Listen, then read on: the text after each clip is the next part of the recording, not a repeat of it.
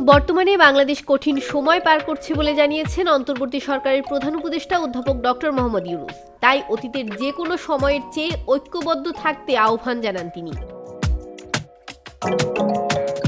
বুধবার defence services command and staff college কমপ্লেক্সে national defence course 2024 এবং আর্মড ফোর্সেস ওয়্যার কোর্স 2024 এর course সমাপনী অনুষ্ঠানে সার্টিফিকেট প্রদান শেষে আহ্বান জানান তিনি। ডক্টর ইউনূস বলেন, বৈশ্বিক ও কৌশলগতভাবে এখন কঠিন সময় যাচ্ছে। বাংলাদেশও এর ব্যতিক্রম নয়। অতীতের যে কোনো সময়ের তুলনায় দেশবাসীকে ঐক্যবদ্ধ থাকতে হবে।